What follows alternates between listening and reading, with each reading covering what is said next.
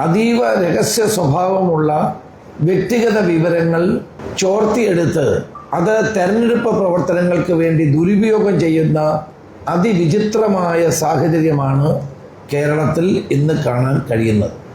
ഇപ്പോൾ ഞാൻ ആദ്യമായി ഉന്നയിക്കുന്നത് ഏറ്റവും പ്രധാനപ്പെട്ട ഒരു കാര്യമാണ്.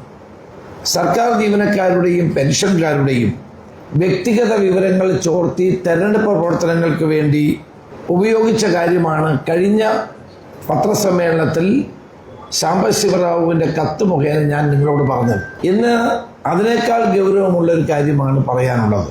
സ്ത്രീ സുരക്ഷാ പദ്ധതിയിൽ പേര് ചേർത്തിട്ടുള്ള മുഴുവൻ സ്ത്രീകളുടെയും വ്യക്തിഗത വിവരങ്ങൾ സർക്കാർ ചോർത്തിയെടുക്കുകയാണ്.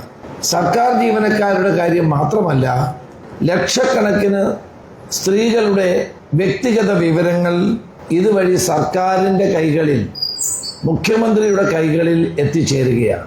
ഇന്ന് കേരളത്തിൽ മുഖ്യമന്ത്രിയുടെ കയ്യിൽ എത്തിച്ചേരുക എന്നതിൻ്റെ അർത്ഥം CPMൻ്റെ കൈകളിൽ എത്തിച്ചേരുക എന്നുള്ളതാണ്. ഇതിൻ്റെ പിന്നിൽ പ്രവർത്തിച്ചിട്ടുള്ളത് മുഖ്യമന്ത്രിയുടെ ഓഫീസ് തന്നെയാണ്.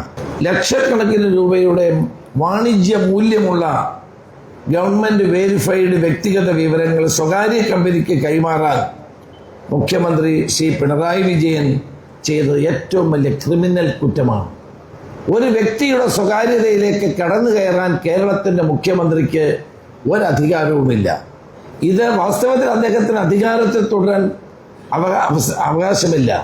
അദ്ദേഹത്തിന് മുഖ്യമന്ത്രി സ്ഥാനത്തിരിക്കാനുള്ള അവകാശമില്ലാത്ത കാര്യമാണ്.